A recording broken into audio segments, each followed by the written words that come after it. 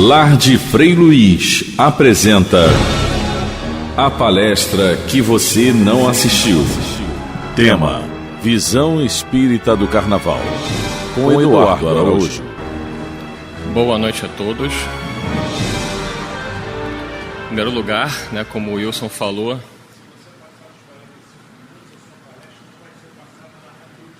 então tá bom, aí minha palestra vai passar na rádio, ninguém aguenta mais ouvir minha voz na rádio. Como o Wilson colocou, eu de alguma forma já me sinto pertencente a essa casa, Minha mãe faz tratamento aqui já há algum tempo, e minha mãe é uma pessoa um pouco difícil, e o único centro espírita que minha mãe gostou de estar presente é no Lar de Frei Luiz. E eu dei graças a Deus, porque ela aqui ela se sente bem, conseguiu encontrar a ajuda que precisava, e graças a Deus e a ajuda dos benfeitores espirituais, ela tem melhorado com o tratamento aqui na casa. Eu sou muito grato pelo carinho com que todos sempre me recebem aqui. Fiz muitos amigos, e em nome da Rádio Rio de Janeiro, a gente tem a alegria hoje de ter essa parceria com o Lar de Frei Luiz. As palestras que são transmitidas aqui, a gente também transmite na Rádio Rio de Janeiro, e isso tem sido muito bom. Bom para a rádio, bom para o Lar de Frei Luiz, já que ambas as instituições têm o mesmo objetivo, que é divulgar o Evangelho de Jesus através da doutrina espírita. E estamos, ao longo aí da rádio de 51 anos, graças a Deus, firmes, fortes, com o apoio do movimento espírita, com o apoio de instituições como o Lar de Frei Luiz, hoje com a internet levando a mensagem do Evangelho do Cristo, através da doutrina espírita, para todo o nosso planeta. Planeta muito conturbado, planeta num momento difícil de transição planetária, e que nós temos que estar preparados para viver esses dias. Não está fácil. E vamos falar sobre um tema que é um tema difícil de falar. Vamos falar sobre a visão espírita do Carnaval. E uma das coisas que me ajuda, e eu acho que facilita em falar sobre esse tema, é justamente por ser na visão espírita. Eu não vou aqui dar a minha visão. Posso até compartilhar um pouco do que eu tenho observado dentro da minha profissão. Mas eu quero, sobretudo, trazer o pensamento dos espíritos, para que nós venhamos a refletir sobre o Carnaval. O espiritismo ele é maravilhoso, e desde que eu conheci a doutrina espírita eu me encantei por algumas coisas. A primeira coisa foi quando eu vi que era uma religião que ela não prometia salvação e nem se considerava a dona da verdade. O lema da doutrina espírita é: fora da caridade não há salvação.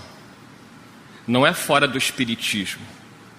Não importa se você é espírita, se você é um bandista, candomblessista, evangélico pentecostal, protestante em geral, católico, muçulmano, hinduísta, budista ou ateu.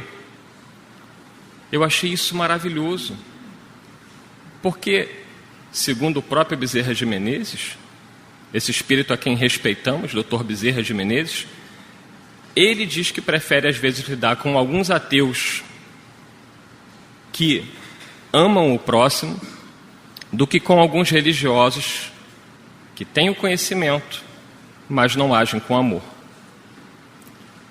Essa é a doutrina espírita. Fora da caridade não há salvação. E uma outra coisa que eu gostei muito quando eu conheci a doutrina, quando eu tinha lá meus 17, 18 anos, é que a doutrina espírita ela não é proibitiva, ela não condena, ela nos dá liberdade. Só precisamos aprender uma coisa: a separar o que é a doutrina espírita do que é o espírita. Nós espíritas é uma coisa, a doutrina é outra. Porque nós vamos encontrar sim espíritas que julgam, que condenam, que proíbem, que perseguem. Lamentavelmente, são os espíritas imperfeitos, conforme Allan Kardec classifica no Livro dos Médiuns. Nós, acredito, todos nós que estamos aqui, gostaríamos de, dentro da classificação de Allan Kardec, em O Livro dos Médiuns, sermos os espíritas verdadeiros. Aqueles que se esforçam por colocar em prática aquilo que aprendem dentro da doutrina. Então eu começo assim, por quê? Porque eu tenho certeza que muitas pessoas que estão aqui gostam do carnaval. E não tem crime nenhum nisso. E eu vou remontar a essa questão, por quê? Porque todos nós temos os nossos gostos. Eu, particularmente, não gosto do carnaval. Quer dizer, eu amo o carnaval para ir para a roça. Então eu vou lá, fico lá no meio dos bichos. Esse carnaval agora eu vou para um lugar ali bem na beirinha da Serra da Mantiqueira, uma coisa belíssima, tem vaquinha, é lindo, entendeu? E não tem barulho. Mas eu entendo quem gosta. E eu me lembro da minha adolescência, eu dei muito trabalho à minha mãe, trabalho de preocupação, porque eu gostava muito de futebol. Aliás, eu gosto ainda. Não vejo muito, porque minha vida mudou, não tenho muito tempo para isso, mas eu gosto de futebol. E eu era um assíduo frequentador do Maracanã. A gente sabe que é perigoso. Até hoje é perigoso. Mas eu ia ao Maracanã ver futebol. Eu gostava das músicas que a torcida cantava, das coreografias. Eu não tinha nenhuma intenção em me envolver com nenhum tipo de baderna, de briga. Eu ia na paz e no amor. Eu tenho até hoje em dia a carteirinha de torcida organizada. Guardei de recordação. Nunca me meti em nenhuma confusão. Eu só queria realmente buscar aquilo de bom que tem ali. Aquela alegria. Eu era jovem. Estava com os amigos. Mas o lugar era perigoso. Só que a gente, quando gosta de alguma coisa, a gente não vê perigo. A gente simplesmente vai. Eu gosto, não tem problema. Eu vou tomar cuidado, não vai me acontecer nada. E é uma história longa, eu vou encurtar, porque o Wilson está me marcando, já falou em 45 minutos. Ele falou 19 horas, né? Estou atento aqui. Eu fui parar na casa de uma senhora, à época. Vou chegar lá no Maracanã, porque o Maracanã vamos ligar o carnaval. Uma senhora que morava embaixo da minha tia, no bairro de Acari. Eu fui me parar lá porque eu estava com alguns problemas, e essa senhora era umbandista, e ela dava consultas na casa dela. Eu estava desesperado, minha mãe não sabia o que fazer para me ajudar. E aí, conversando com a minha tia falou: traga o Eduardo aqui para conversar com a minha vizinha, ela é umbandista, e ela poderia ajudá-lo de alguma maneira, já que ela dá consulta com uma preta velha. Eu não sabia o que era espírito, eu não sabia o que era nada daquilo, eu só queria alguém que me ajudasse, porque eu estava apavorado, porque foram dizer para minha mãe, né?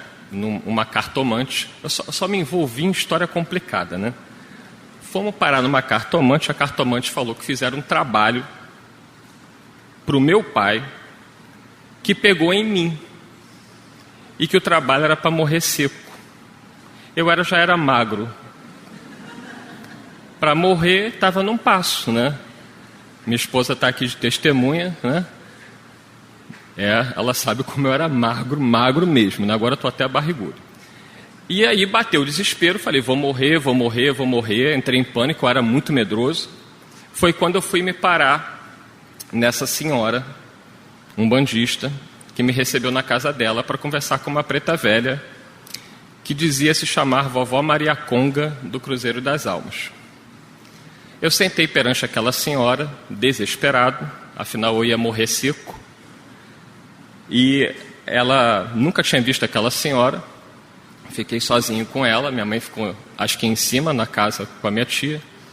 E aquela senhora, com aquele linguajar de uma preta velha, começou a me acalmar. Misenfio, tenha calma, vai ficar tudo bem.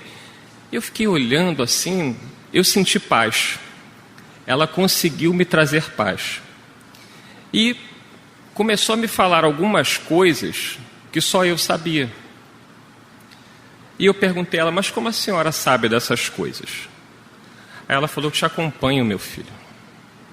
Falei, que história louca, como é que ela pode me acompanhar? Vocês imaginam, sei lá, 15, 16 anos, não lembro com que idade que eu tinha exatamente. E ela falou, te acompanho, em espírito. Eu falei, mas quem é a senhora? Aí ela falou, sou a vovó Maria Conga. E onde é que a senhora vive? No Cruzeiro das Almas, meu filho. Onde fica? Era a pergunta, eu estava pior que Kardec. Kardec fez 1018, 19, já estava... Mas ela foi muito carinhosa, me acalmou. Né? E realmente eu saí dali em paz. E ela pediu que eu voltasse. Me falou que toda vez que eu precisasse dela, que eu a chamasse. Eu até hoje guardo de recordação uma guia branca que ela me deu. Eu guardo isso comigo, porque é uma lembrança muito bonita para mim. Eu sei que tem muito espírita que é preconceituoso contra a Umbanda, mas eu sou muito grato. Né? E eu guardo isso e comecei a ir lá conversar com ela. E essa médium, eu não esqueci do carnaval não, tá? Vou chegar no carnaval. Essa médium, ela recebia outros espíritos. E um desses espíritos que ela recebia era um espírito de um jovem desencarnado. Era assim que ele se apresentava. E ele usava um apelido que era Palinha. Era muito brincalhão, brincava comigo. Eu não entendia muito bem aquilo tudo, mas estava começando conversando com eles, buscando entender de alguma maneira. Nesse dia, minha mãe estava junto. A médium estava incorporada por esse espírito, não pela vovó, mas por esse espírito. E no dia seguinte, era um sábado, eu ia ao Maracanã. Era um jogo bem tranquilo, Flamengo e Vasco. Né? Eu estava muito feliz, porque Flamengo e Vasco era uma festa, o Maracanã lotado. Para mim, eu não via problema nenhum. Aí minha mãe falou com o espírito, né, incorporado à médium, falou, Palinha, conversa com o Eduardo. Fala para ele parar de ir nesse negócio de Maracanã. Eu não estou com um bom pressentimento. Aí o espírito olhou para mim e falou assim, ele vai parar, a senhora fique tranquila que ele vai parar. E eu fiquei quieto. Pensei comigo mesmo, é ruim de eu parar, hein? Eu não vou mesmo. Pode falar o que ele quiser que eu não vou parar. E fiquei quieto, não retruquei. E no dia seguinte fui para o Maracanã. Cheguei no Maracanã, foi tudo bem, foi tudo em par durante o jogo. Quando eu estava saindo do Maracanã, eu não tinha dinheiro quase nenhum, né? Eu ia com dinheiro contadinho. Encontrei um amigo da Onça, eu descobri depois que era um amigo da Onça, que era de uma torcida organizada e que falou para mim assim, Eduardo, volta comigo, porque a gente tem um ônibus fretado, você não vai precisar pagar passagem. Aí eu gostei, né? Falei, vou voltar de graça, já vou economizar o dinheiro da passagem. Voltei com ele, não esqueço do ônibus amarelinho, 621, e até Olaria. Entrei no ônibus da torcida organizada com ele, o ônibus estava cheio. Eu era de uma outra torcida, do mesmo clube, mas de uma outra torcida. E aí estávamos em pé, lá atrás do ônibus, e eu observei no decorrer da viagem que os rapazes que estavam dentro do ônibus ficavam me olhando e rindo. Eu pensei, deve ser porque eu sou feio, magro e dentuço. Devem estar me zoando. Aí eu senti aquele ambiente esquisito, eu perguntei ao amigo da Onça, que me fez o convite, falei, está acontecendo alguma coisa? Tem algum problema? Ele falou assim, você não sabe? Eu falei assim, não. Você é novo aqui, a primeira vez que você vem. Todo mundo que vem conosco a primeira vez tem que passar pelo batismo. As minhas pernas começaram a tremer, porque perna não tem honra, ela treme mesmo, né? Aí eu fiz a pergunta que eu não queria fazer. Qual é o batismo? Ele falou, você vai apanhar até desmaiar. Olha, gente, aí a gente descobre o que é ter fé. Naquele dia eu vi o que era ter fé. Eu em pé estava, minhas pernas tremiam, aí eu lembrei dos espíritos. Aí eu falei, vovó, ela falou que me acompanhava. Eu falei, se me acompanha, a hora é agora, entendeu? Aí eu estava com a mão assim, segurando no ferro e tremia. Aí eu, em pensamento, eu falei, vovó, pelo amor de Deus, essa senhora existe. Palinha, lembrei até do Palinha, né? Que ele falou que eu ia largar aquilo. Aí eu fiz uma promessa. Falei, Palinha, espírita, não era espírita ainda, né? Mas fiz promessa. Falei, Palinha, se você me tirar daqui, vovó, pelo amor de Deus, eu paro. Aí, lá na frente do ônibus, tinham 2 rapazes brigando, discutindo. Um xingava um, o outro xingava o outro. E nisso, um deles agrediu o outro com um soco no rosto, assim, uma coisa assim.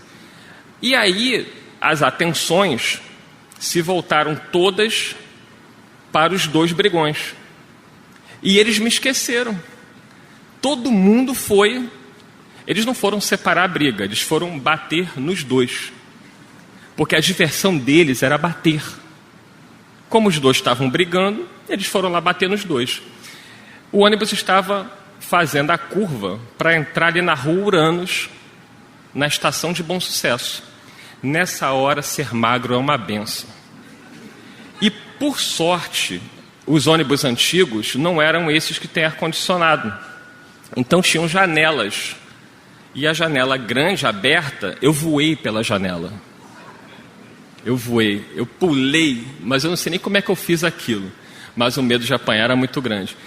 Eu voei pela janela e ainda escutei eles gritarem, ih, ele fugiu.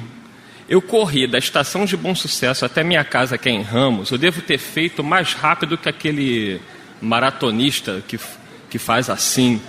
Eu cheguei muito rápido, né? Eu voei, que eu não queria correr o risco deles descerem do ônibus e me alcançarem. Eu cheguei em casa, evidentemente, ninguém conta a derrota. Eu não contei nada para minha mãe nem para meu pai. Cheguei vivo, suado, mas vivo. Fui tomar banho, fiquei quieto.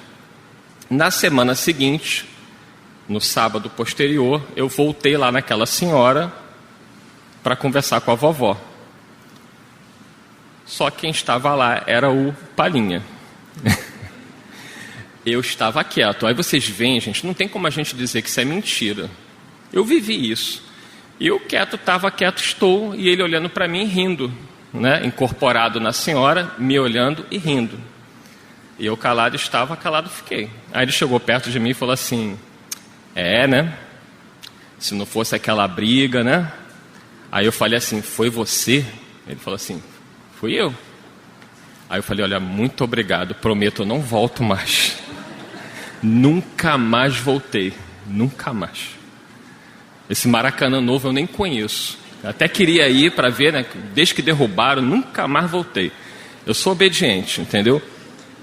E ele me deu outras provas, né, de proteção, de amizade, mas aquilo ali foi impressionante. Ele, questão do Livro dos Espíritos, 459, né, influem os espíritos em nossos pensamentos e em nossos atos? Influem a tal ponto que de ordinário são eles que vos dirigem. O que ele fez? Tinham 2 rapazes brigando, ele aproveitou aquela situação, ele inspirou uma animosidade maior e fomentou uma agressão, para que eu pudesse fugir. Então, misericórdia dos espíritos, né, e eu escapei. Por que eu falei isso? Porque a mesma coisa se aplica ao carnaval. Quem vai buscar o carnaval, a maioria vai buscar o carnaval como eu buscava o Maracanã, para se divertir, para dançar, para sambar, para ver as fantasias. As pessoas vão em paz. Mas, infelizmente, a maioria dos que estão ali, muitos vão com outras intenções. Bebida, drogas, promiscuidade sexual. E aí Allan Kardec, no livro A Gênese, ele vai falar exatamente o quê? No livro A Gênese, deixa eu pegar aqui exatamente para vocês, é no capítulo 14, itens 18 e 19. O que Allan Kardec vai refletir com a gente? Que o pensamento, ele é matéria. Aí vocês imaginam, Kardec diz assim, ó, o pensamento do encarnado atua sobre os fluidos espirituais como os dos desencarnados e se transmite de espírito a espírito. O que isso quer dizer? Se você está num lugar onde a maioria das pessoas estão buscando sexo, droga, bebidas, que espíritos estão ali? Não precisa, a gente, né, com todo respeito. Tem pessoas ali querendo só dançar, só brincar, só se divertir? Tem, claro que tem. Mas, lamentavelmente, tem muitos ali que estão com outras intenções. E a presença de espíritos obsessores nesses locais é imensa. O livro, né, que eu acho que todos vocês deveriam ler, aproveita o período do carnaval, não sei nem se tem aqui na biblioteca, né, na livraria, é Nas Fronteiras da Loucura. Não tem livro melhor, com todo o respeito, para falar sobre o carnaval que o livro Nas Fronteiras da Loucura, do médium Divaldo Pereira Franco, pelo espírito Manuel Filomeno de Miranda. É alarmante o que eles relatam ali. O livro data da década de 80, o início da década de 80, e fala de um carnaval no Rio de Janeiro daquela época. E vocês vão pensar assim, meu Deus, se naquela época já estava assim, vocês imaginem hoje em dia. A situação era tão séria que o Dr. Bezerra de Menezes, relatado no livro, ele organiza um posto de assistência, de socorro, ali no Campo de Santana, que eu acredito que eles mantêm até hoje. Então, é um posto de socorro, porque os desfiles naquela época, né, eu nasci em 76, então eu era criança ainda, mas o pessoal aqui mais antigo, que desfilava lá também, não sei se todo mundo aqui desfilava, mas era na Avenida Presidente Vargas, se eu não me engano, ou na Rio Branco. Presidente Vargas, ó, o Wilson desfilava lá. não, então tá bom. Ele nunca mais vai me chamar, olha só. E eles colocavam estrategicamente o posto de socorro ali, por quê? Porque era onde estava concentrado os carnavalescos e as pessoas que iam brincar o carnaval. Então ali era concentrado, e todos os casos, e eram diversos atendimentos espirituais, eram concentrados ali. E o Dr. Bezerra de Menezes era o coordenador de toda a tarefa. Era um período, e ainda o é hoje, muito delicado. O carnaval é um período muito delicado. E aqui Allan Kardec vai falar o seguinte, que esses ambientes que nós frequentamos, às vezes com a melhor intenção do mundo, são ambientes em que o nosso perispírito, o nosso corpo espiritual, ele vai assimilar determinadas energias. Lar de Frei Luiz está apresentando a palestra que você não assistiu.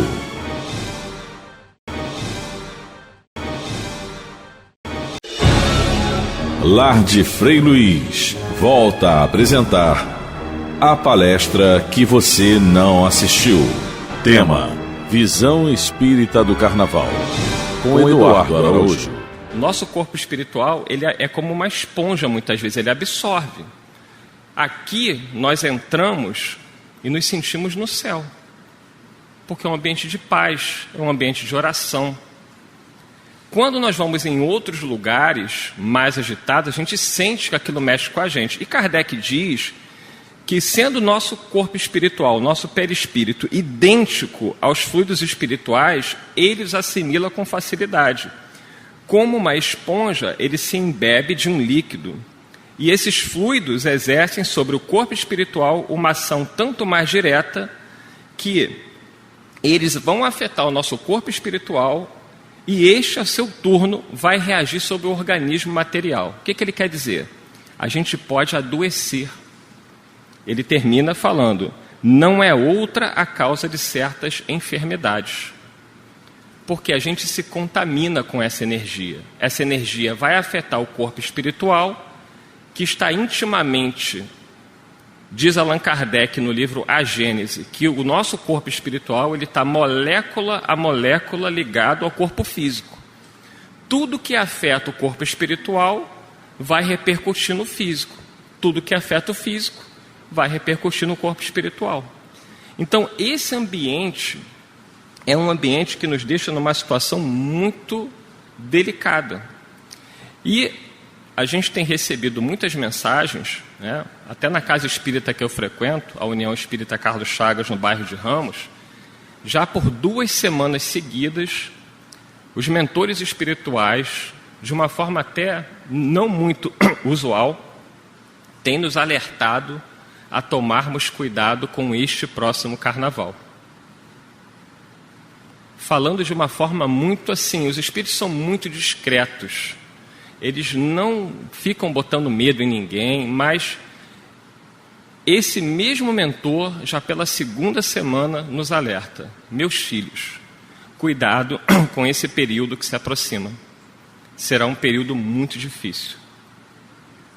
A gente toma muito cuidado com as doenças, né? E devemos. O povo tomou todo o cuidado em relação à pandemia, mas esquecemos da pandemia da obsessão.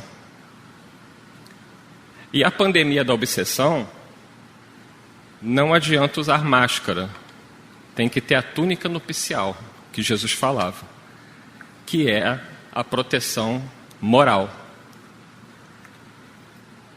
que raros de nós têm. Raros de nós traz a moral ilibada, elevada como deveríamos. E quando vamos estar num local como esse, nós estamos sujeitos a todo tipo de risco.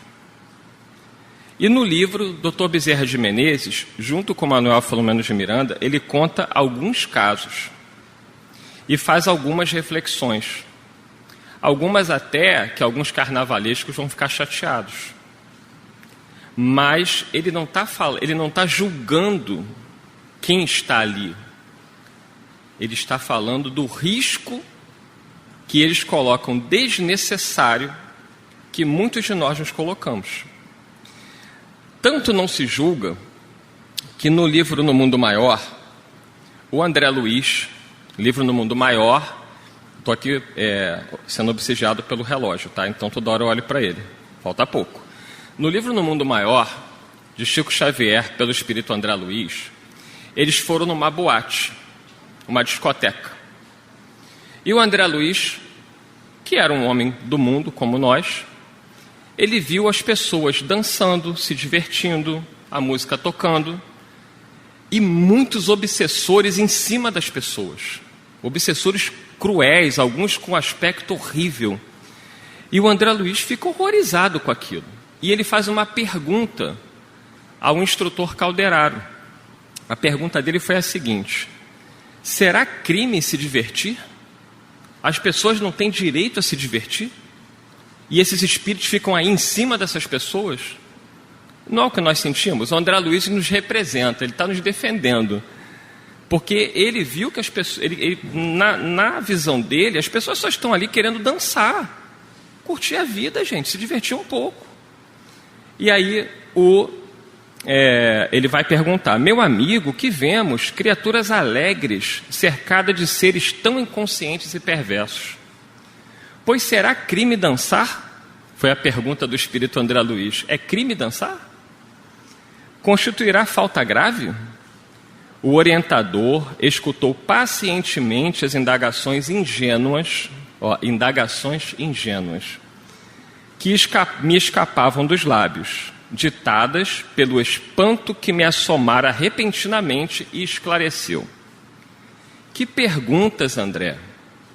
O ato de dançar pode ser tão santificado como o ato de orar. Olha a resposta do mentor espiritual.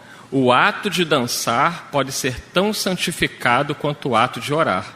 Então estamos absolvidos aí quem gosta de dançar, né? Pois a alegria legítima é sublime herança de Deus. Aqui, porém, aonde eles estavam, naquela discoteca, o quadro é diverso. O bailado e o prazer nesta casa significam um declarado retorno aos estados primitivos do ser, com iniludíveis agravantes de viciação dos sentidos.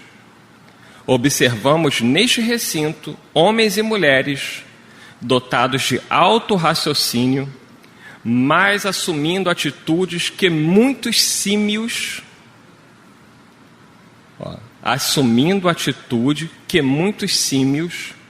talvez se pejassem. Todavia, esteja longe de nós qualquer recriminação. Lastimemo-nos, simplesmente.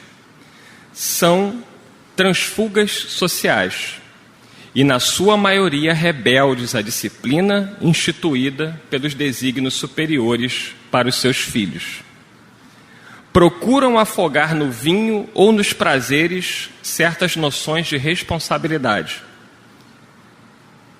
Fracos perante a luta, mas dignos de piedade, pelos remorsos e atribulações que os devoram, merecem ser amparados fraternalmente. Então, ele não estava ali julgando, constatando simplesmente a realidade. Porque as pessoas estavam ali buscando, não era simplesmente dançar, se divertir. Mas qual é o nosso grande problema? A viciação moral. Que é o que o Dr. Bezerra de Menezes vai falar, de uma forma que a gente pode considerar até um pouco dura, mas ele diz o seguinte, falando do carnaval, ele diz assim, no livro Nas Fronteiras da Loucura: sem dúvida, porém, a festa, o carnaval, isso naquela época, é o vestígio da barbárie, e do primitivismo ainda reinantes, e que um dia desaparecerão da terra, quando a alegria pura, a jovialidade, a satisfação, o júbilo real, substituírem as paixões do prazer violento, e o homem houver despertado para a beleza, a arte, sem agressão nem promiscuidade. Ele vai dizer mais uma coisinha aqui, agora se referindo a nós. É Bezerra de Menezes, tá? Vocês não briguem comigo, está no livro, leiam.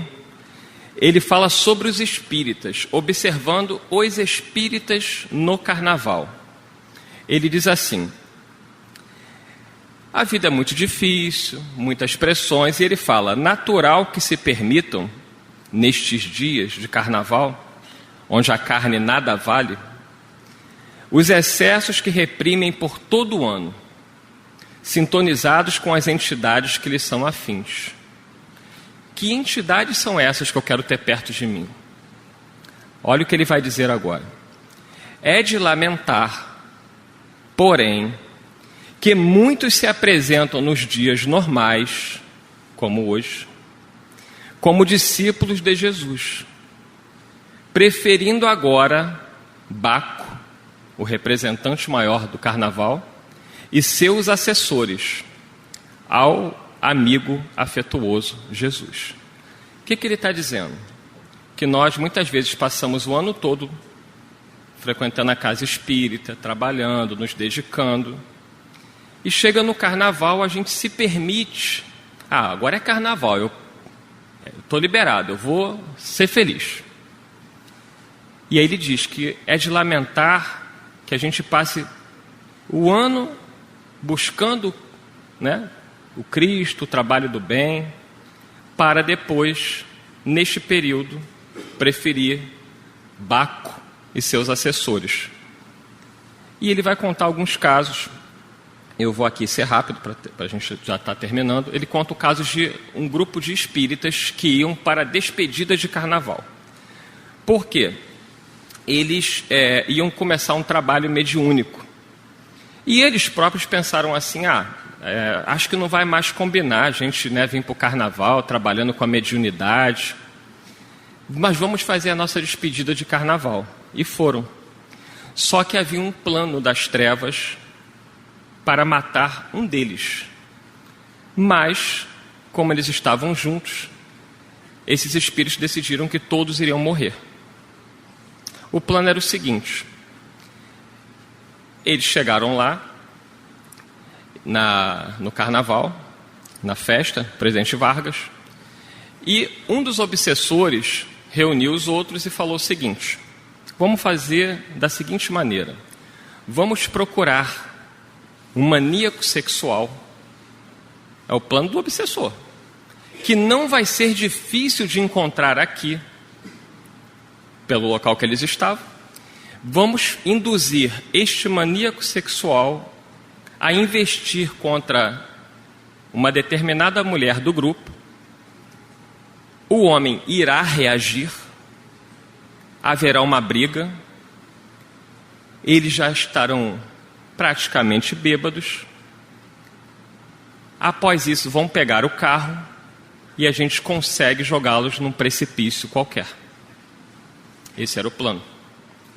E o plano foi desfeito pelo Dr. Bezerra de Menezes e os benfeitores presentes. E os dois casais, sem sequer suspeitarem, tiveram suas vidas salvas por Bezerra. Mas teve uma outra situação que isso não foi possível, uma situação trágica descrita no livro. Um casal com a sua filha, também na Presidente Vargas, estavam curtindo, vendo o desfile, com a melhor intenção do mundo, quando um grupo de bate-bolas começam a importunar a mulher dele e a filha. Num primeiro momento, o homem se manteve se segurando. Mas como aqueles bate-bolas mascarados investiam mais e mais e mais, gente, qualquer um de nós aqui, eu com a minha esposa, com meu filho, eu fiquei me perguntando o que eu faria. E aí, um membro da equipe de Dr. Bezerra de Menezes, que estava no local, fazendo a segurança, ele observou a situação e tentou ajudar aquele homem que estava junto da sua esposa e da sua filha.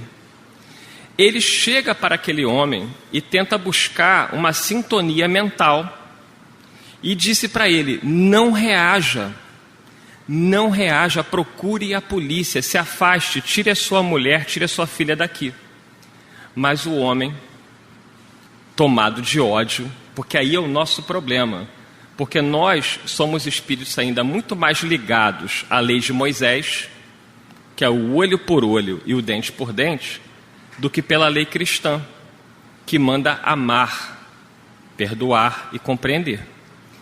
O espírito benfeitor tentou ajudá-lo a não reagir, mas ele, ferido no seu orgulho de homem, para defender a sua esposa e a sua filha, ele reage. E ele vai para cima de um dos mascarados, bate-bolas. Outro que estava junto puxa uma faca e mata ele ali. Quando eu li isso, eu fiquei chocado. Mas às vezes os espíritos precisam nos mostrar algumas coisas para que a gente reflita. E aquele homem cai morto perante a sua filha e a sua esposa. E eles só queriam se divertir. Eles só queriam buscar uma situação mais alegre para a família. O Manuel Filomeno de Miranda ficou chocado, questionou o Dr. Bezerra de Menezes se algo não poderia ter sido feito. O espírito vigilante falou que tentou ajudar de todas as maneiras, mas não encontrou sintonia mental naquele companheiro. O Dr. Bezerra depois esclarece que efetivamente aquele irmão que morreu de forma trágica, ele trazia um passado comprometedor, havia uma previsão de uma desencarnação dolorosa, palavras de Bezerra de Menezes, mas que não precisava ser daquela maneira. Poderia ser através de uma enfermidade, de uma outra forma. Ele poderia resgatar as questões de uma outra maneira. Mas a invigilância, o temperamento, o orgulho falando mais alto, é aquilo que Jesus dizia: é necessário que venha o escândalo, mas ai por quem venha o escândalo. Aquele homem que esfaqueou, ele não reencarnou para isso, foi livre-arbítrio. Mas o homem que foi esfaqueado poderia ter evitado isso. Primeiro, não estando ali. Em segundo lugar, ouvindo a orientação espiritual que lhe pedia: não reaja, saia daí. Então, neste carnaval, décadas de 80, a situação descrita por Bezerra de Menezes era dramática. Tem vários relatos, leiam este livro. Se estiver aqui na livraria, compre. Se não tiver, encomendem. Vamos tomar cuidado, sem julgamentos. Eu não me sinto confortável em julgar ninguém. Quando eu olho para o meu passado espiritual, por tudo que eu já ouvi os espíritos falarem para mim, eu não me sinto encorajado a julgar ninguém por nada. Nós não temos que ficar apontando o dedo: ah, fulano foi para o carnaval, fulano desfilou. Cada um faz aquilo que achar melhor. A nossa doutrina não é proibitiva. A doutrina nos faz refletir, nos faz pensar.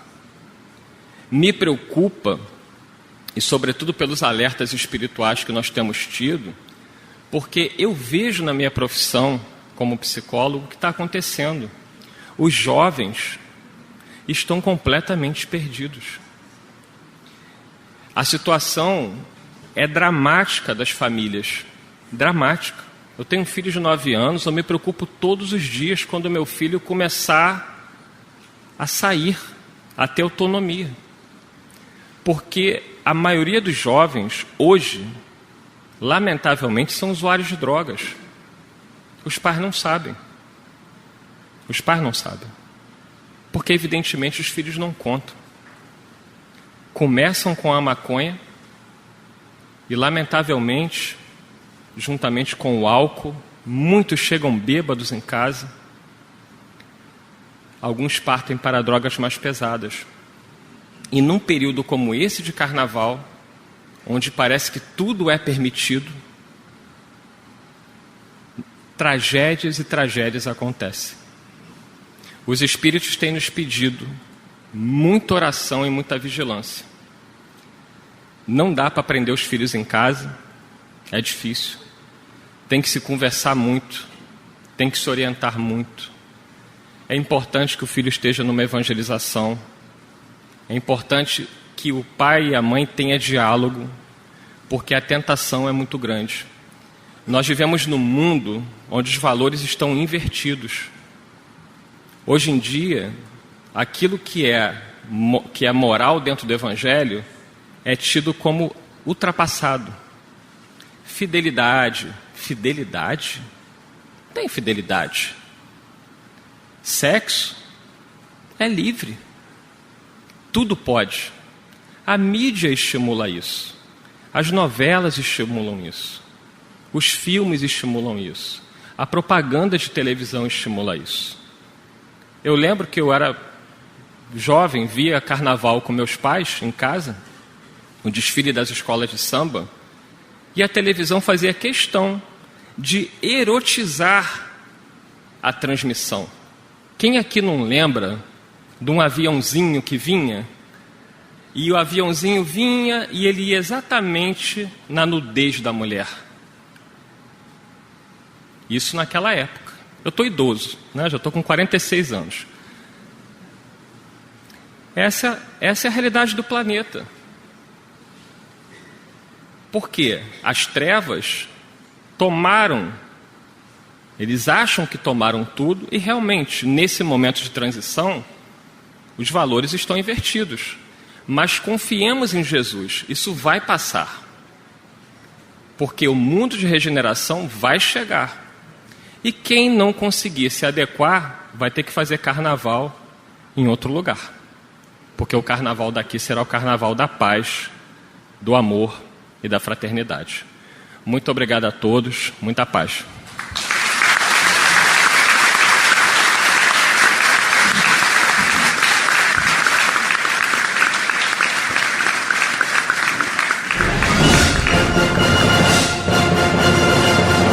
Lar de Frei Luiz apresentou a palestra que você não assistiu.